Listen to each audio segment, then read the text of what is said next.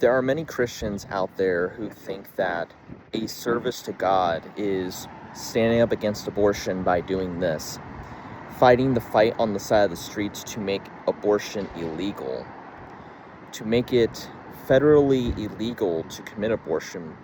Now, while it is good to fight against abortion, it does not mean or equate that you have a brownie point from God, or you are saved, or your sins are covered. While Christians may try and deny this is actually the case, or some will just bluntly say it. And this is actually true. Christians will literally do this as if it is service to God. Now, of course, there are Christians who will do it out of their hearts, or some religious figures that say that we follow the same God but have different religious backgrounds, but they still claim God is God and whatnot. These people think that like I said, they think that they will get points from God, or God will be on their side if they fight against abortion. It's almost like, or actually it is like when Jesus said that these people will honor me with their lips, but their hearts are far from me. Their worship is in vain. And also how Jesus said this on the judgment day, that did we not speak in your name, cast out demons in your name, and do all these wonders in your name? And Jesus will tell them plainly, I never knew you, depart from me. And why is that? It is because they served Jesus their own way. They thought that their service to God was doing the works of church, the works of religion, and it's all dead works. But what is a work of Jesus is doing what he says, and it's also worship. It is not vain to do what Jesus says, because doing what Jesus says in truth and in spirit is a service to God. Think of it this way. If you obey your boss at your job, that is a service to your job, and you will be rewarded with your paycheck, or even praise of how good you're doing your job. But if you don't do what the boss says out of his mouth, most chances are you're not going to get a paycheck, or you might lose your job. And some people can say all they want and use reasons and excuses and try and decrypt my example, saying, no, I'm still going to get a paycheck or whatever. Well, do it long enough and you will lose your job, believe me. Because I've been in that space before plenty of times, or even without it being said to me. And let's use this example, which was way back then. Back in 2018, at my first job, I left at 7 p.m. thinking that, because it's 7 p.m., because that's when we're supposed to be leaving for work, then I leave. Boy, was I wrong. What ended up happening was I actually got fired from my job without even being told to me that I was being fired. But my neighbor, who spoke for me, said to both of the bosses, said, come on, just give him another chance. And you know what they did? They gave me another chance. And in 2019, once April started, I proved myself big time. I proved to them that the wrong that I did, I will not do that again.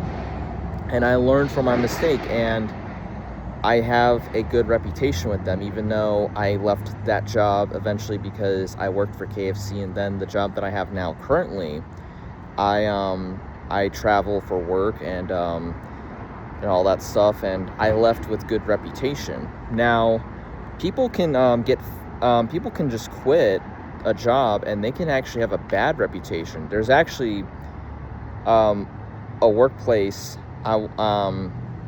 that I've worked at that I'm not going to name for a reason.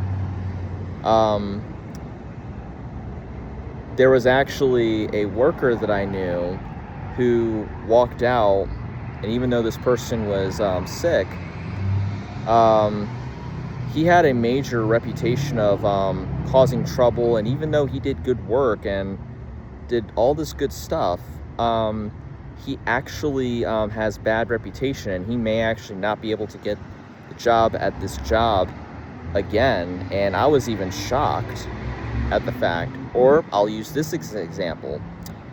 When I returned to this job that I am working now, back in February, my boss directly told me to my face that out of all the new people that worked last year in 2025, I'm the only new guy from last year in 2025.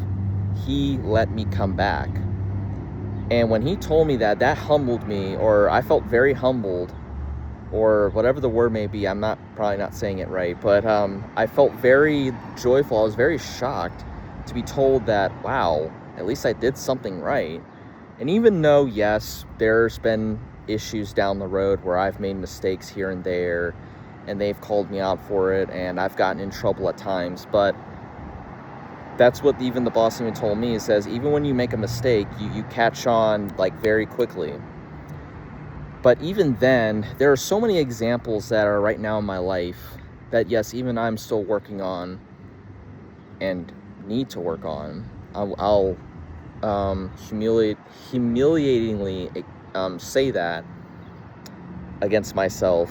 The truth is that we can't just do stuff for God and think, oh, God is going to be on my side because I did this for him. There's even people that go to church and even think that that's a service to God. There are so many things that people and Christians are doing that they think is a service to God, but it is actually not. So I am elongating my videos again for the sake of this video, and it was meant for abortions or whatever, but truly I tell you that if you do the works of God, by not doing what he says out of his mouth to you, that is not a service to God. Or excuse me, let me say it like this. If you think, and forgive me if I said it wrong, but I'm going to say it right now, or correctly right now, but if you do a service to God by listening to what he says out of his mouth for you to do, that is a service to God. But what is not a service to God, however, is you thinking by what you read or by what you do, and God told you to not do it anyways, even though it may be good, but it's not something that God told you to do anyway. And you still basically you're not doing what God says. Let me just say it like that. That is not a service to God. And there are many people who follow the Bible and they think that is a service to God. They think, well, actually, you know what? Let me say it like this also. Muslims who are growing in massive numbers, even in like Middle Eastern people who are born into the Muslim faith, sadly, and are raised up in that faith, they think that if they follow the Quran, that is a service to God by killing infidels and raping women, or even marrying little girls at 9 or 10 years old before they think these things are a service to God. Or the men who flew the planes into the World Trade Center and the Pentagon, or what would have been probably the Capitol or the White House, they think these things are a service to God, but it is not. There's even Jewish people who think that it is a service to God to spit at people who stand up for Jesus, truly. They think that, like, even if it's out of, like, if there's even a Christian who vainly serves Jesus, which is not at all, they have hatred towards God. They think that, like, a Jewish person, like, I'll give this example. Like, if it's a Jewish person in Brooklyn, New York, and they spit a man in the face or a woman in the face, or even slap someone or assault someone because of Jesus, even if that Christian is serving Jesus in vain, that is still hatred towards God, and that Jewish person thinks that that is a service to God by bringing harm onto that person. This is not a service to God. There's so many examples that I can give, not out of my own merit, but what Jesus gives me in my heart. And there are so many examples even in your life maybe that I don't know about. Actually, let me say it like this, because I heard a conversation that I was involved in. I won't talk about it because it's personal, but somebody that I know said that I need to hear the message that I need to hear, or essentially there's a message that I need to hear, or hear it the way that I want to hear it. And when I heard that, I immediately knew that that was like a spit in the face to God, because there are things in life that we have to go through that are pain and suffering for us to grow, because we cannot enter in the kingdom of heaven without being refined.